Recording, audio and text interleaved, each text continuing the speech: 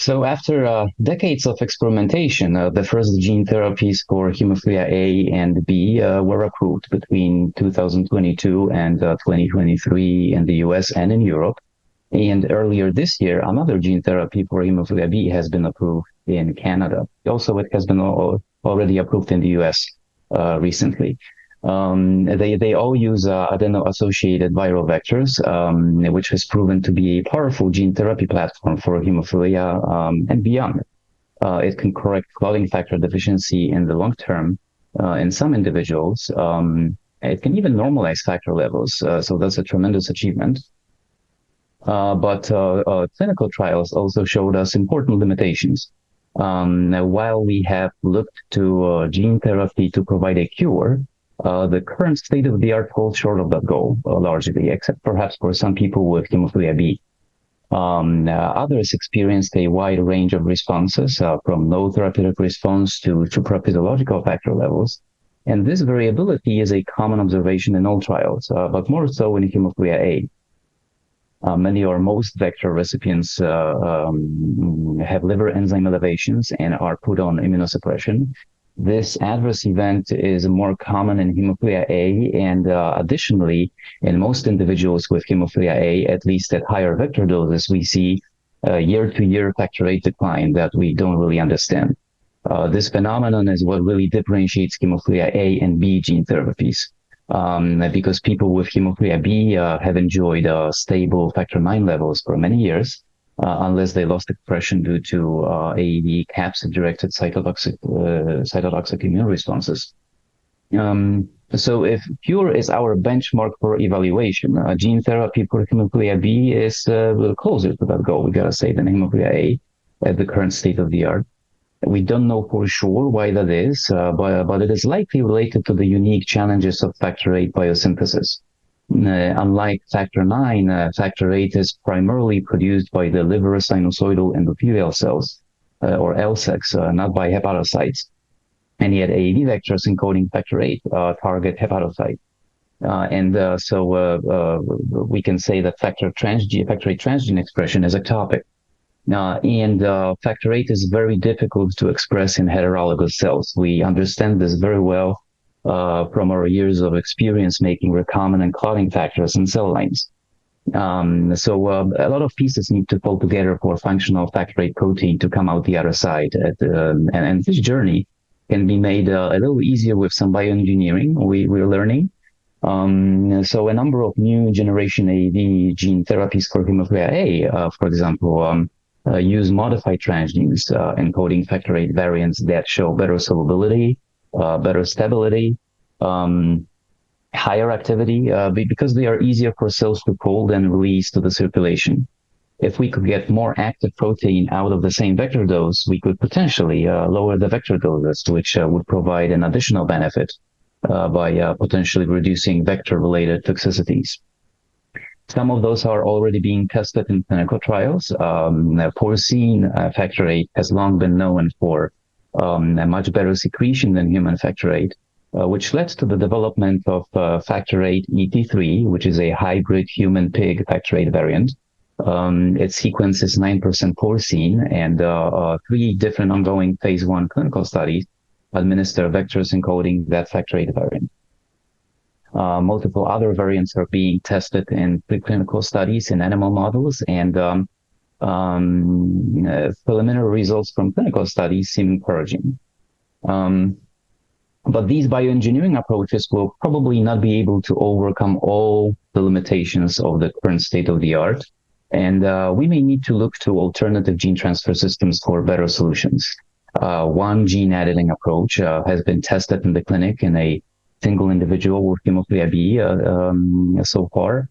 That study has been discontinued. It administered 3 AAV vectors, 2 encoding zinc finger nucleases, which is an older technology from before the advent of the CRISPR-Cas9 system, and 1 AAV vector encoded factor IX. The approach didn't work, and that individual never achieved detectable factor IX.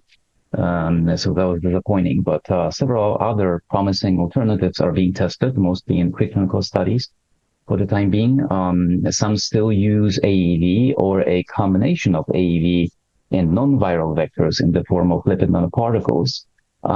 Some deliver both the gene editing machinery and transgene using AAV, or use lentiviral vectors to deliver the transgene, and some approaches are fully non-viral.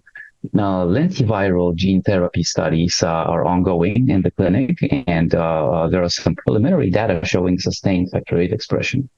These are all cell therapies, so they involve ex vivo gene transfer, whereby they collect hematopoietic stem cells from participants, transduce them with lentiviral vectors encoding factor VIII, and infuse them back to the patients, where they go on to home into bone marrow and generate megakaryocytes or monocytes expressing factor VIII. Preliminary data from these studies suggest that expression may be that the transgene expression may be durable. The main disadvantage of these approaches is that they involve bone marrow ablation, basically, to make room for the transduced stem cells, which is quite a burden when you compare it to a simple intravenous infusion of AAV vectors. There are also dual AAV or AAV and lipid nanoparticle approaches in development that consist of an AAV vector encoding factor VIII or factor IX in another AAV or lipid nanoparticle delivering CRISPR-Cas9 machinery for targeted transgene integration in the genome. One will likely enter the clinic this year for hemophilia B. And most importantly, these approaches overcome the transgene dilution effect, which has been a barrier for episomal AAV gene therapy in children. And children have the most to gain from gene therapy by early prevention of bleeding and preservation of joint health.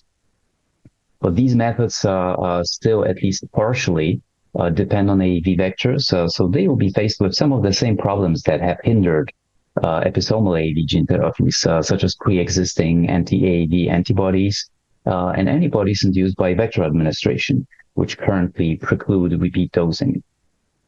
And then there are fully non-viral approaches. For example, one approach uses lipid nanoparticles to deliver a transposase and a factor VIII encoding transposon in a combination of two lipid nanoparticles. These approaches may solve the problem of unpredictability and variability, and also eligibility, because there is no pre-existing or post-infusion neutralizing immunity against those lipid nanoparticles or LNPs. So these vectors can be redosed and titrated to achieve desired transgene expression. The downside of transposon approach is random integration in the genome, although there is preference for intergenic regions. Also, there is an important difference in how lipid nanoparticles and AAV vectors deliver their payloads to the cells. The lipid nanoparticles unload their cargo in the cytoplasm, so this is before reaching the nucleus. And this is a serious limiting factor because transgenes need to reach the nucleus to establish expression, and they aren't efficiently transferred to the nucleus when they are released outside in the cytosol. And this is probably one of the reasons why some of these approaches have been underwhelming when they moved from small to larger animal models. Cas9 nucleases, once translated in the cytosol from mRNA, may move to the nucleus, but the DNA transgene needs to be reassembled and transcribed in the nucleus first. In contrast, AAVs deliver payloads to the nucleus and only encode once they get there. And they do it quite efficiently compared to other systems, which is why alternative gene editing approaches did not completely give up on AAV. It is really, despite its limitations, a powerful gene therapy platform. One of the more recent approaches is engineered B cells. Basically, this is an ex vivo cell therapy, similar to lentiviral cell therapies that I described earlier. But in contrast, this cell therapy does not require bone marrow ablation. Here, B cells are edited to express factor IX using the CRISPR-Cas9 system. The factor IX transgene is delivered using AAV, and then those modified B cells are differentiated to plasma cells, which are proficient protein factories. Basically, they churn out tons of antibodies in the body. So this is a great target for protein expression. And those plasma cells are then returned back to the donor. This is a fast advancing approach that will likely enter the clinic soon, probably this year. It has achieved favorable results in small animals and in monkeys, with successful engraftment without preconditioning, as I said, and it induced long-term expression. The downside is obviously that it is a resource-intensive approach compared to, an AAV infusion, which is just a simple intravenous infusion.